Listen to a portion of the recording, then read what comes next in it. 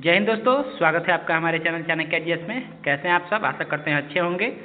कल हम लोग जो है फरवरी महीने का जो है सभी घटनाओं को जो है देख लिया था। फरवरी का जो है प्रतियोगिता दर्पण हम लोग समाप्त कर चुके हैं।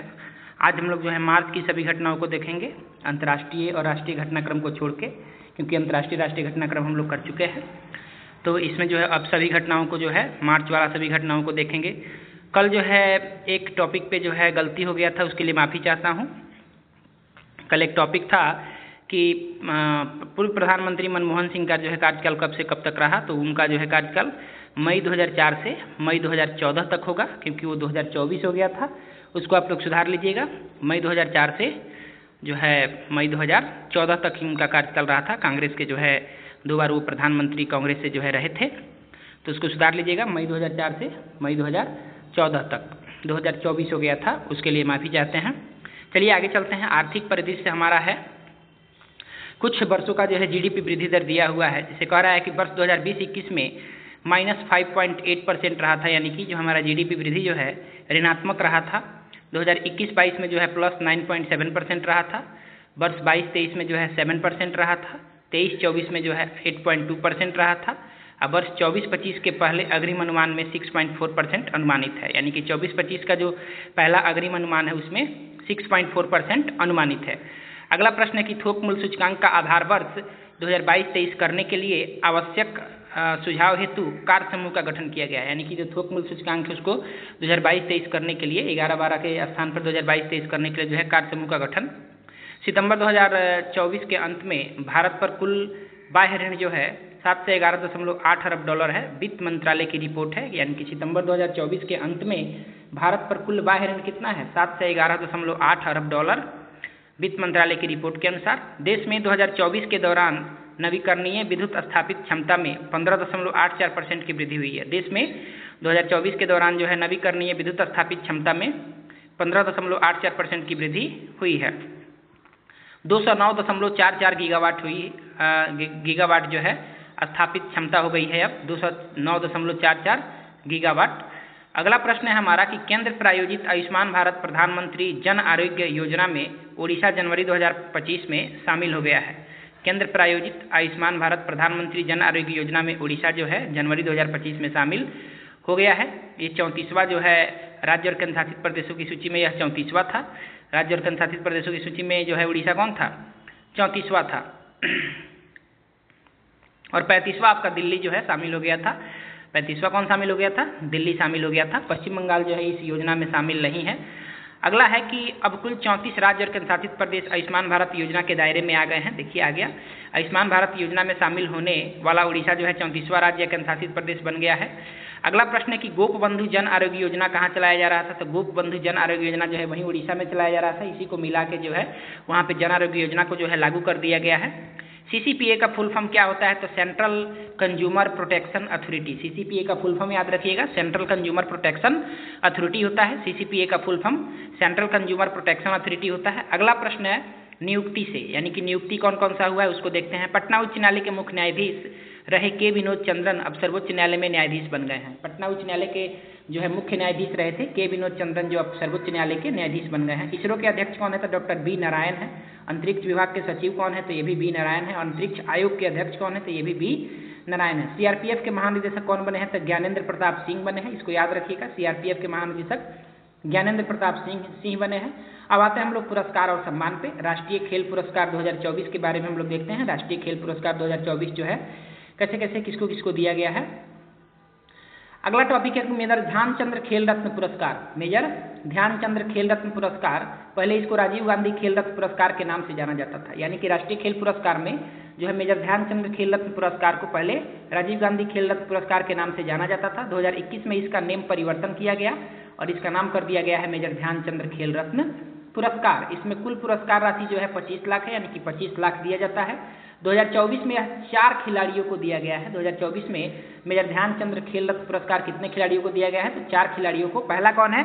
तो गुकेश डी, यानी कि गुकेश डुम्माराजू जो शतरंज से है, हरमनप्रीत सिंह जो हॉकी से है, प्रवीण कुमार पैरा एथलेटिक्स हैं और मनु भाकर निशानेबाजी हैं। इन 4 लोगों को जो है खेल रत्न पुरस्कार जो है दिया गया है। मेजर ध्यानचंद खेल रत्न पुरस्कार गुकेश डी को, हरमनप्रीत सिंह को, प्रवीण कुमार को और मनु भाकर को। 2023 में यह पुरस्कार बैडमिंटन खिलाड़ी सात्विक साईराज रंकीरेड्डी और चिराग शेट्टी को दिया गया था। ये 24 का था और 23 में दिया गया था बैडमिंटन खिलाड़ी सात्विक साईराज रंकीरेड्डी और चिराग शेट्टी को दिया गया था। अर्जुन पुरस्कार 2024 जो है किसको किसको दिया गया है, तो अर्जुन पुरस्कार 2024 जो है पुरस्कार राशि इसकी 15 लाख है। पुरस्कार राशि कितनी है, 15 लाख। और 2024 में यह पुरस्कार विभिन्न खेलों के 32 खिलाड़ियों को यह पुरस्कार दिया गया है। आपसे पूछा जा सकता है कि 2024 में अर्जुन पुरस्कार कितने खिलाड़ियों को दिया गया, तो 32 खिलाड़ियों को। अब मेजर ध्यानचंद खेल रत्न पुरस्कार 4 खिलाड़ियों को। आते हैं कुछ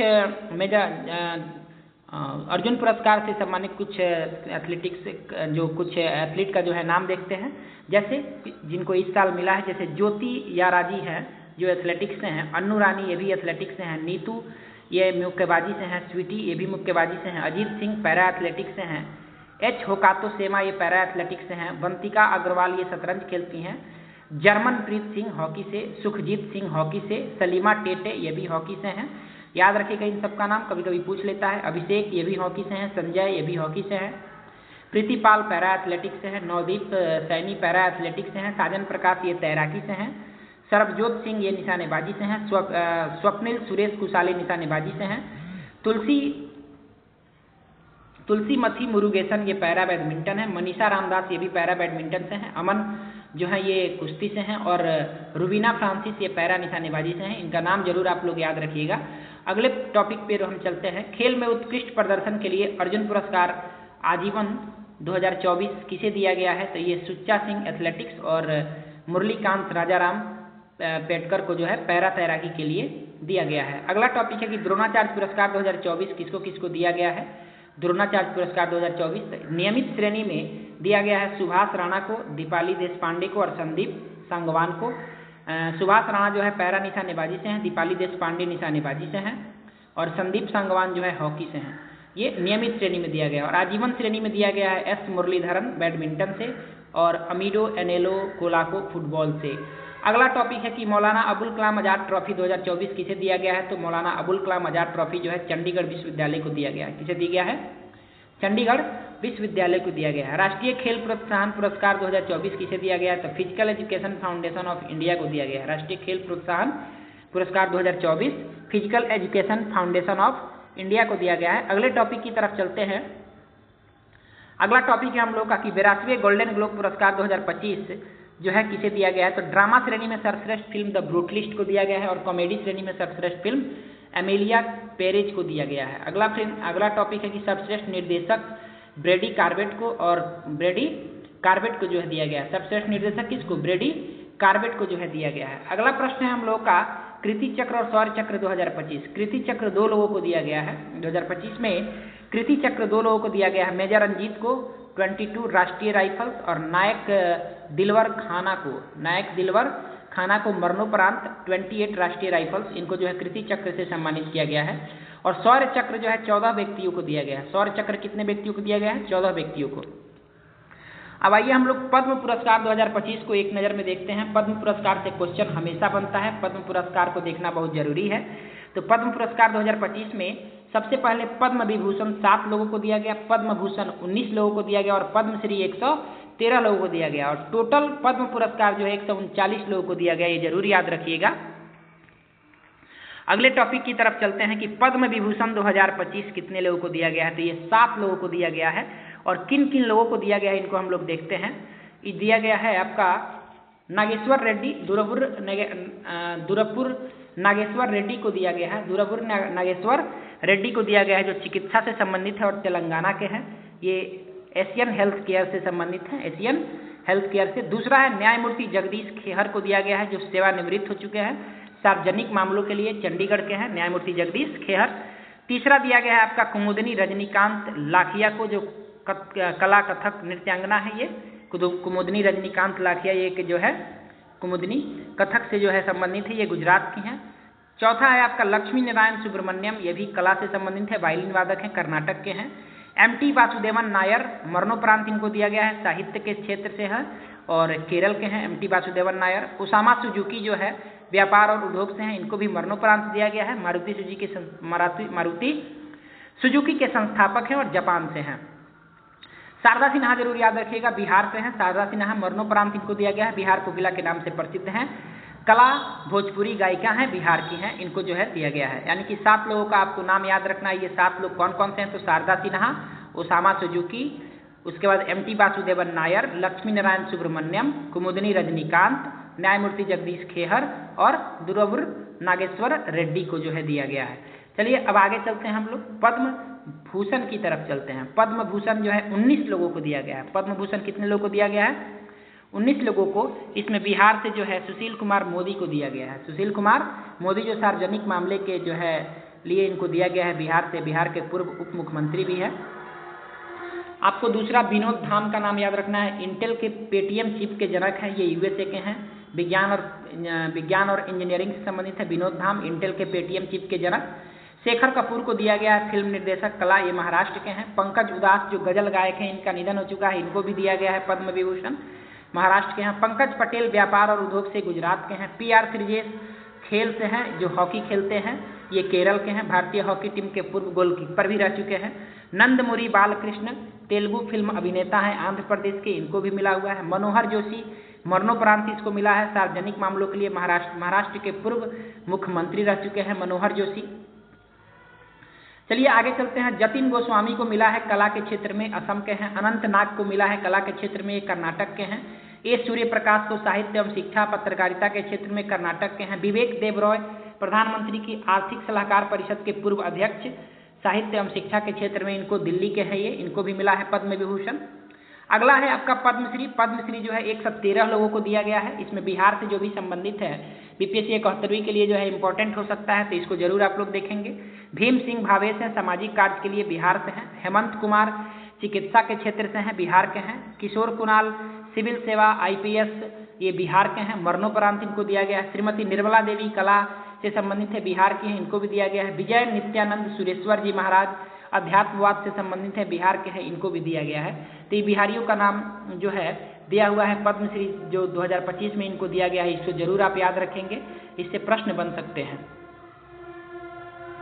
अगला अरिजीत सिंह को दिया गया है, जो कला हिंदी फिल्म गायक हैं, वेस्ट बंगाल से, इनको दिया गया है। अरुंधति भट्टाचार्य SBI की पूर्व चेयरमैन, व्यापार और उद्योग, महाराष्ट्र के, इनको भी पद्मश्री दिया गया है। अजय B. भट्ट विज्ञान एवं इंजीनियरिंग से USA के हैं, इनको भी दिया गया है। रिक्की ज्ञानकेज कला से संबंधित है, 3 बार ग्रैमी पुरस्कार विजेता है, कर्नाटक के हैं, इनको भी जो है दिया गया है। चलिए अगले टॉपिक की तरफ चलते हैं। अशोक कुमार महापात्रा हैं, चिकित्सा से हैं, उड़ीसा के, इनको भी दिया गया है। अशोक लक्ष्मण सराफ चिकित्सा से हैं, महाराष्ट्र के, इनको भी दिया गया है। अश्वनी भिंडे देश पांडे कला से हैं, महाराष्ट्र के। बैजनाथ महाराज अध्यात्मवाद से हैं, राजस्थान के, इनको भी दिया गया है। चंद्रकांत सोमपुरा वास्तुकला से हैं, गुजरात के, इनको भी दिया गया है। चेतन E. चिटनिस विज्ञान और इंजीनियरिंग, फ्रांस के हैं, इनको भी दिया गया है। R. अश्विन जो खेल क्रिकेटर हैं, इनको भी जो है पद्मश्री दिया गया है। सत्यपाल सिंह खेल से पैरा एथलीट कोच हैं, यूपी से, इनको भी जो है पद्मश्री दिया गया है। अगले पुरस्कार की तरफ चलते हैं। ICC का पुरस्कार 2024 वर्ष 2024 का सर्वश्रेष्ठ क्रिकेटर का पुरस्कार जसप्रीत बुमराह को दिया गया है, गैरी सोबर्स ट्रॉफी।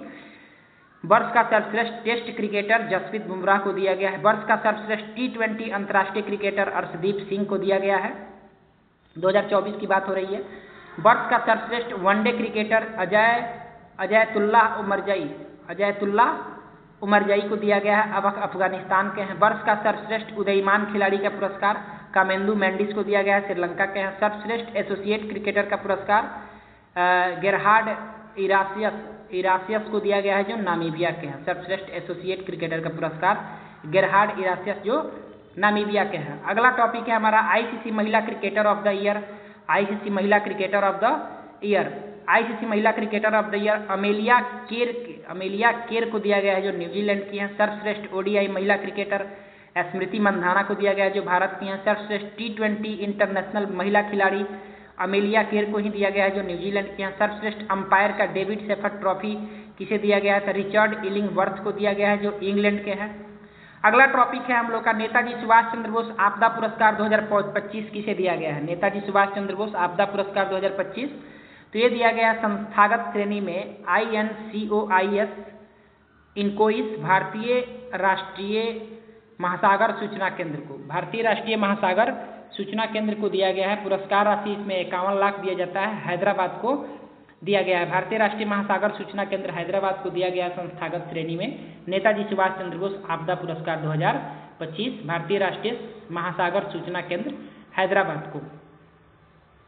अगला टॉपिक है कि भारतीय उद्योग परिसंघ के पूर्व महानिदेशक को सिंगापुर का सर्वोच्च सम्मान दिया गया है। भारतीय उद्योग परिसंघ के पूर्व महानिदेशक को सिंगापुर का सर्वोच्च सम्मान यानी कि तरुण दास जो है, भारतीय उद्योग परिसंघ के पूर्व महानिदेशक है तरुण दास, उनको जो है क्या दिया गया है, सिंगापुर का सर्वोच्च सम्मान दिया गया है। अगला प्रश्न है कि नीरज चोपड़ा का विवाह जो है हिमानी मोर के साथ हुआ है 16 जनवरी 2025 को शिमला में।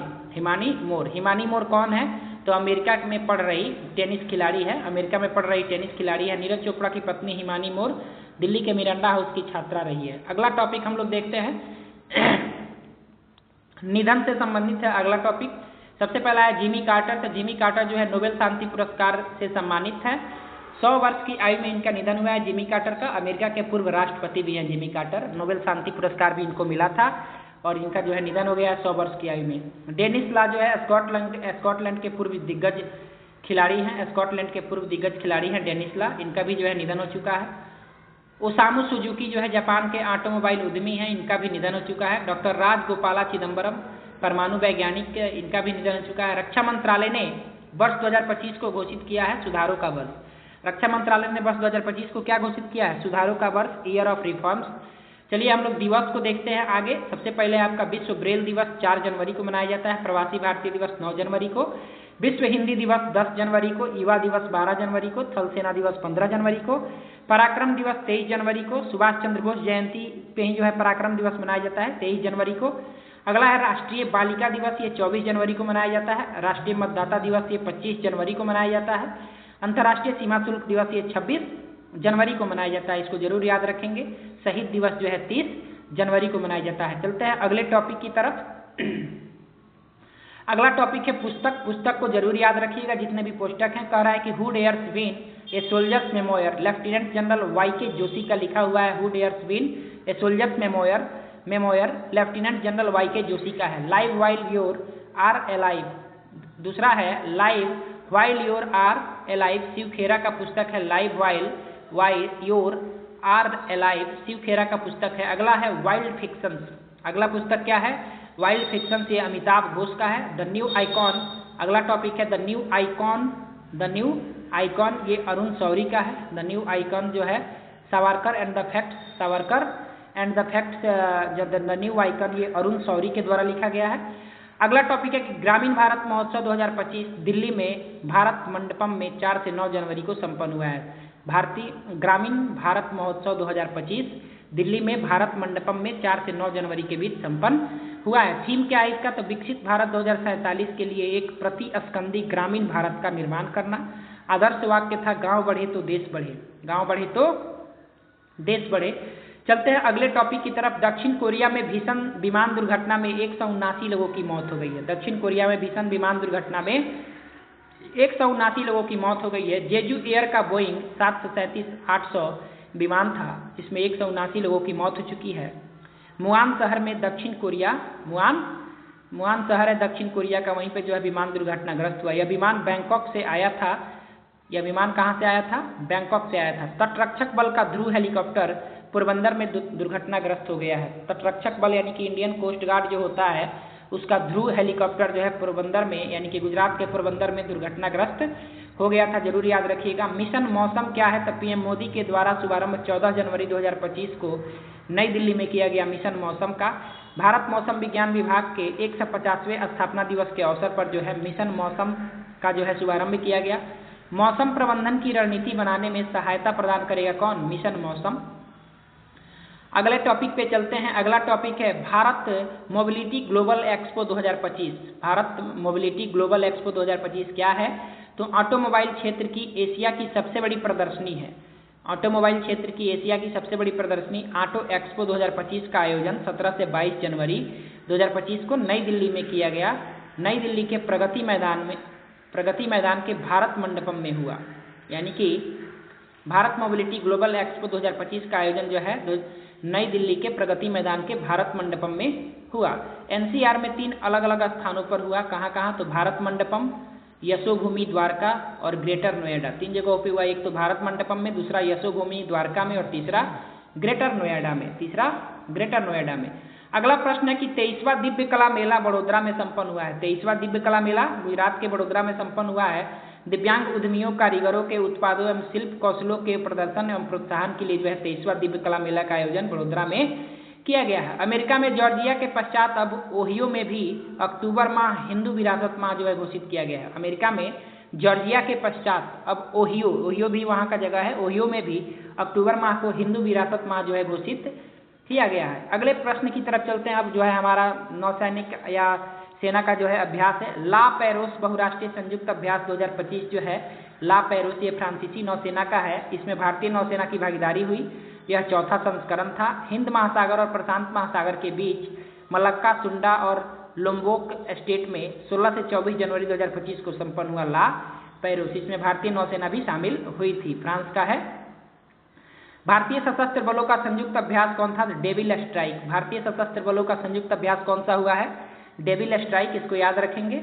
सऊदी अरब में जेदा में निर्माणाधीन जेदा टावर आने वाले वर्षों में विश्व की सबसे ऊंची इमारत होगी। सऊदी अरब के जेदा में निर्माणाधीन जेदा टावर आने वाले वर्षों में विश्व की सबसे ऊंची इमारत होगी। वर्तमान में विश्व में सबसे ऊंची इमारत बुर्ज खलीफा है, दुबई संयुक्त अरब अमीरात में है। ऊंचाई इसकी है 163, ऊंचाई है इसकी 2717 फीट या 828 मीटर और 163 मंजिल का है। बुर्ज खलीफा कितने मंजिल का है? 163 मंजिल का है, 828 मीटर इसकी ऊंचाई है। बुर्ज खलीफा का उद्घाटन 2010 में हुआ था। विश्व की दूसरी सबसे ऊंची इमारत कौन है? तो मर्डेका है, कुआलालंपुर में, मलेशिया के कुआलालंपुर में मर्डेका है विश्व की दूसरी सबसे ऊंची इमारत। और विश्व की तीसरी सबसे ऊंची इमारत है संघाई टावर, जो संघाई चाइना में है। चलते हैं अगले टॉपिक की तरफ। राष्ट्रपति द्रौपदी मुर्मू ने संसद के दोनों सदनों को बजट सत्र के पहले दिन 31 जनवरी 2025 को संबोधित किया। संविधान के अनुच्छेद 86(1) के तहत जो है ये संबोधित करती हैं राष्ट्रपति अभिभाषण की मुख्य बातें कौन कौन सी थी, तो इसको देख लेते हैं एक नज़र में। प्रधानमंत्री आवास योजना का विस्तार करते हुए 3 करोड़ अतिरिक्त परिवारों को नए घर देने का जो है निर्णय लिया गया। इसके लिए 53,600 करोड़ खर्च किए जाने की योजना बनाई गई। अगला है कि सरकार गांव में गरीबों को उनकी आवासीय भूमि का हक देने और वित्तीय समावेशन के लिए प्रतिबद्ध है। इस दिशा में स्वामित्व योजना के अंतर्गत 2 करोड़ 25 लाख संपत्ति कार्ड जारी किए गए हैं। अगला प्रश्न है कि पीएम किसान सम्मान निधि के अंतर्गत रुपये 41,000 करोड़ राशि का भुगतान हुआ है। जनजातीय समाज के 5 करोड़ लोगों के लिए धरती आबा जनजातीय ग्राम उत्कर्ष अभियान प्रारंभ हुआ है। इसके लिए रुपये 8,000 करोड़ का जो है प्रावधान किया गया है। आयुष्मान भारत योजना के अंतर्गत 70 वर्ष और उससे अधिक उम्र के 6 करोड़ नागरिकों को स्वास्थ्य बीमा देने का जो है फैसला हुआ है। अगला प्रश्न है कि छोटे उद्यमियों के लिए मुद्रा ऋण की सीमा 10 लाख से बढ़ाकर 20 लाख कर दिया गया, यानी कि प्रधानमंत्री मुद्रा योजना जो था 10 लाख से बढ़ाकर 20 लाख कर दिया गया है। अगला टॉपिक है कि मेधावी छात्रों के उच्च शिक्षा में सहायता के लिए पीएम विद्या लक्ष्मी योजना शुरू की गई है। पीएम विद्या लक्ष्मी योजना शुरू की गई है। अगला प्रश्न है कि सहकार से समृद्धि की भावना पर चलते हुए त्रिभुवन सहकारी यूनिवर्सिटी, देखिए इसका जो है चर्चा हो चुका है। त्रिभुवन सहकारी यूनिवर्सिटी की स्थापना का प्रस्ताव स्वीकृत है। त्रिभुवन सहकारी यूनिवर्सिटी। देश में 71 वंदे भारत, अमृत भारत और नमो भारत ट्रेन चल रहे हैं। अगला टॉपिक है कि स्वच्छ भारत अभियान के तहत 12 करोड़ शौचालय बने हैं। स्वच्छ भारत अभियान की तरह कितने करोड़ शौचालय बने हैं? 12 करोड़। प्रधानमंत्री उज्ज्वला योजना के तहत निःशुल्क 10 करोड़ गैस कनेक्शन दिया गया है। नारी शक्ति बंधन अधिनियम के द्वारा लोकसभा और विधानसभाओं में महिलाओं के लिए आरक्षण एक महत्वपूर्ण कदम है। सरकार का 3 करोड़ लखपति दीदी बनाने का जो है लक्ष्य है, ये भी जो है इसमें घोषणा किया गया। इंश्योरेंस फॉर ऑल भावना के साथ बीमा सखी अभियान शुरू किया गया है। दिव्यांगों के लिए ग्वालियर में विशेष खेल केंद्र खोला गया है। दिव्यांगों के लिए ग्वालियर में जो है विशेष खेल केंद्र खोला गया है।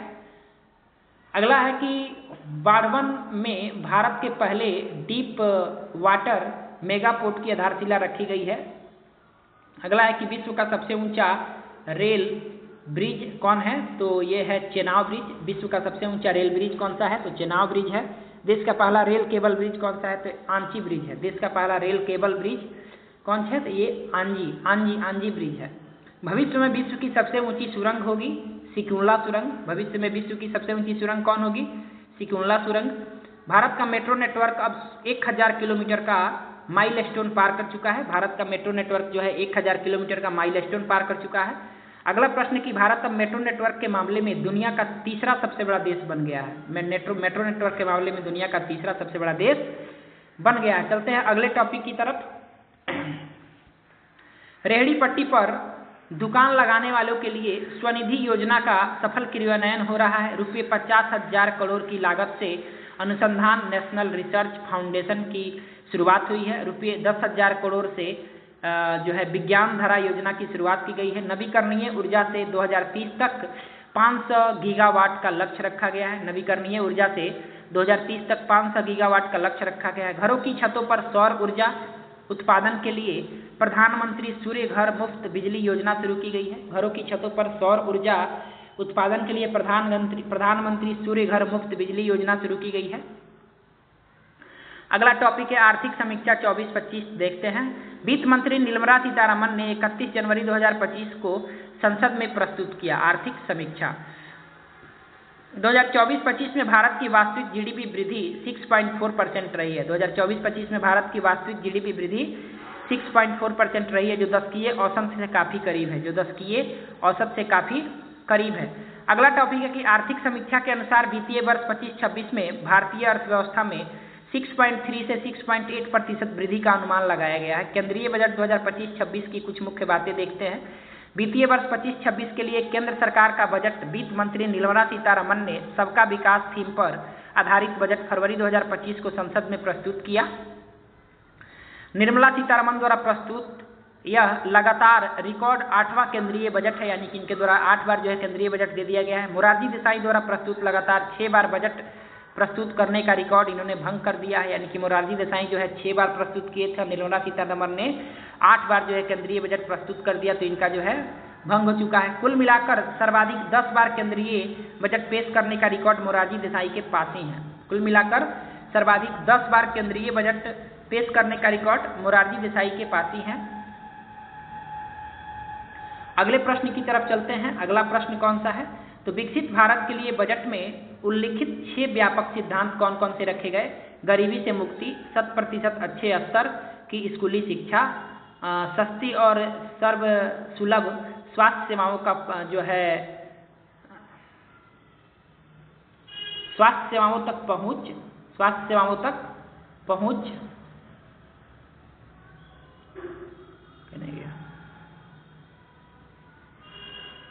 ज़्यादा आगे आ गया।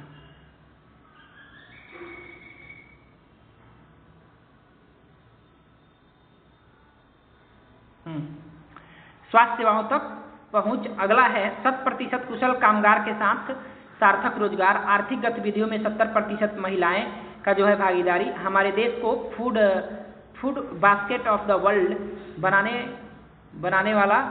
वाले किसान, हमारे देश को food basket of the world बनाने वाले किसान। वर्तमान बजट में 4 विकास इंजनों कृषि, एमएसएमई, निवेश और निर्यात पर ध्यान केंद्रित करने की आवश्यकता बताई गई है। अगले टॉपिक की तरफ चलते हैं। बजट का आकार क्या है? तो बजट का आकार जो है 2025-26 का जो है 50-65-345 लाख करोड़ व्यय का है। आगे आते हैं हम लोग खेलकूद में। खेलकूद में क्या क्या है देखते हैं। भारतीय एथलेटिक्स महासंघ के नए अध्यक्ष कौन बने हैं? भारतीय एथलेटिक्स महासंघ के नए अध्यक्ष बने हैं बहादुर सिंह सागू। खो खो विश्व कप 2025 का आयोजन कहाँ हुआ है? तो यह दिल्ली में हुआ है। खो खो विश्व कप 2025 का आयोजन दिल्ली में हुआ है। विजेता पुरुष और महिला दोनों का विजेता भारत बना है। खो खो विश्व कप 2025 का विजेता भारत बना है, पुरुष और महिला दोनों में। उप विजेता दोनों वर्गों में नेपाल रहा है। विजय हजारे ट्रॉफी 2024-25 का विजेता कौन है? कर्नाटक है। विजय हजारे ट्रॉफी 2024-25 का विजेता कर्नाटक है, ये 5वीं बार जीता है और विजेता विदर्भ रहा है। अगला आपका टॉपिक है कि भारत ऑस्ट्रेलिया टेस्ट श्रृंखला 2024-25 भारत ने 10 वर्ष पश्चात खोई बॉर्डर गावस्कर ट्रॉफी। अगला प्रश्न है कि दिसंबर 2024 का आईसीसी का प्लेयर ऑफ द मंथ किसे बनाया गया? तो जसप्रीत बुमराह को। दिसंबर 2024 का जो है आईसीसी का player of the month Jasprit Bumrah को बनाया गया। अगला टॉपिक है कि श्रीलंका के महेश तीक्ष्णा की न्यूजीलैंड के विरुद्ध 1 दिवसीय मैच में हैट्रिक। संतोष ट्रॉफी 2024-25 का विजेता कौन बना है? पश्चिम बंगाल बना है, पहले से हम लोग बता चुके हैं। ऑस्ट्रेलियाई ओपन 2025 का पुरुष एकल विजेता यानिक सिनर बना है। पुरुष एकल विजेता यानिक सिनर इटली के और महिला एकल विजेता मेडिसन कीज जो है वो अमेरिका की हैं। ऑस्ट्रेलियाई ओपन 2025 में पुरुष एकल विजेता जो है यानिक सिनर इटली और महिला एकल विजेता मेडिसन कीज ये अमेरिका की हैं। चलते हैं अगले टॉपिक की तरफ। आईसीसी की वर्ष 2024 की टीमें और कप्तान। टेस्ट टीम कप्तान पैट कमिंस को बनाया गया जो ऑस्ट्रेलिया के हैं। ओडीआई टीम कप्तान जो है चरित असालंका जो है श्रीलंका के हैं। T20 टीम का कप्तान रोहित शर्मा को बनाया गया है। पद्म पुरस्कार 2025 से सम्मानितों में 5 खिलाड़ी और कोच शामिल थे। कौन कौन थे? तो सत्यपाल सिंह एथलेटिक्स कोच, इसे पद्मश्री मिला था। हरविंदर सिंह पैरा तीरंदाजी पद्मश्री। उसके बाद है IM Vijayan football Padma Shri. Ravichandra Ashwin cricket Padma Shri. PR Sreejesh hockey goalkeeper Padma Bhushan मिला था इनको। चलिए आगे चलते हैं। कावेरी इंजन परियोजना क्या है? तो यह परियोजना DRDO द्वारा UAV अनुप्रयोगों के लिए विकसित की गई है। 23 दिसंबर 2024 को इसे उड़ान परीक्षण की मंजूरी मिली। यह स्वदेशी एरो इंजन तकनीक में एक बड़ा कदम है। भारत के gas turbine research establishment GTRE ने 23 दिसंबर 2024 को कावेरी इंजन के इन फ्लाइट परीक्षण के लिए मंजूरी दी है। DRDO की स्थापना 1958 मुख्यालय दिल्ली में है। आदर्श वाक्य है बलस्य मूलम विज्ञानम। बलस्य मूलम विज्ञानम। रोबोटिक सर्जरी क्या है? तो भारत ने पहली बार इस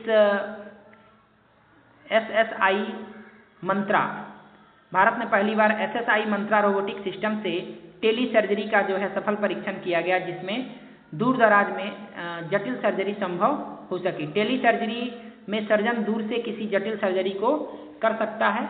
हाल ही में डॉक्टर सुधीर अग्रवाल ने गुरुग्राम से जयपुर में हार्ट सर्जरी की। हाल ही में डॉक्टर सुधीर अग्रवाल ने गुरुग्राम से जयपुर में हार्ट सर्जरी की। अगला टॉपिक है कि रोबोटिक डिवाइस में एडोब्रिस्ट नामक एक विशेष तकनीक होती है। यह भारत में निर्मित पहला सिस्टम है। SSI मंत्रा 3 SSI इनोवेशन ने इसे विकसित किया है। CDSCO केंद्रीय औषधि मानक नियंत्रण संगठन ने इसे मंजूरी दी है। नैनो बबल तकनीक क्या है? तो इस तकनीक का इस्तेमाल दिल्ली के राष्ट्रीय प्राणी उद्यान में जल की शुद्धता और जलचर जीवों के स्वास्थ्य को बढ़ावा देने के लिए किया जा रहा है। यह एक आधुनिक विधि है जो पानी की गुणवत्ता सुधारने के लिए नैनो बबल्स का उपयोग करती है। नैनो बबल्स बेहद छोटे छोटे होते हैं। इनका व्यास 1 माइक्रोमीटर से भी कम होता है। भारत का पहला ग्रीन हाइड्रोजन हब कहाँ बना है? तो PM मोदी ने 8 जनवरी 2025 को विशाखापत्तनम के पास पुदीम मदका में ग्रीन हाइड्रोजन हब परियोजना की जो है आधारशिला रखी है। चलते हैं अगले टॉपिक की तरफ। यह नेशनल ग्रीन हाइड्रोजन मिशन के तहत पहला ग्रीन हाइड्रोजन हब है। इसमें 20 गीगावाट नवीकरणीय ऊर्जा क्षमता का विकास शामिल किया गया। इस परियोजना में लगभग रुपये 18,500 करोड़ का निवेश होगा। ग्रे हाइड्रोजन जीवाश्म ईंधन से उत्पन्न होता है। ब्लू हाइड्रोजन जीवाश्म ईंधन से उत्पादित लेकिन कार्बन कैपियर तकनीक के साथ जो है इसको बनाया जाता है। ग्रीन हाइड्रोजन नवीकरणीय ऊर्जा स्रोतों से उत्पादित होती है। ग्रीन हाइड्रोजन नवीकरणीय ऊर्जा स्रोतों से उत्पादित होती है। नैनोपोर टेक्नोलॉजी क्या है? यह अत्याधुनिक शोध और डायग्नोस्टिक्स की दिशा में एक बड़ा कदम है। बीमारियों के शुरुआती और सटीक निदान में सहायता कर सकती है। नैनोपोर टेक्नोलॉजी कैलिफोर्निया विश्वविद्यालय रिवरसाइड के शोधकर्ताओं द्वारा विकसित किया गया है इसको। अगला प्रश्न है हमारा कि इसमें अणुओं का आकार अरबवें मीटर के बराबर होता है। यह DNA, RNA और अमीनो एसिड जैसे अणुओं को पहचानने और विश्लेषण करने में सक्षम होता है। नैनोपोर एक छोटा छिद्र होता है जिससे अणु एक बार में गुजरते हैं। अणु क्या होते हैं? एक बार में गुजरते हैं। हमारा जो है टॉपिक यहीं तक था। आप लोग जो है इसे अच्छे से जो है रिवीजन कर लेंगे, अच्छे से जो है इसको रिवीजन करेंगे। मार्च महीने का जो है ऑल टॉपिक्स जो है इसमें सम्मिलित है। मार्च का जो है आपका राष्ट्रीय और अंतर्राष्ट्रीय घटनाक्रम जो है अलग है और ये जो है हमारा ऑल टॉपिक्स इसमें जो है नियुक्ति, आपका जो है खेल, पुरस्कार, सम्मान, आपका दिवस, जितने भी टॉपिक्स हैं सब इस वीडियो में शामिल हैं। तो आप इस वीडियो को ज़्यादा से ज़्यादा देखें, लाइक करें, सब्सक्राइब करें। चैनल को सब्सक्राइब जरूर करिए, तब जो है अच्छे अच्छे वीडियो जो है आपको और मिलते रहेंगे। जय हिंद, धन्यवाद।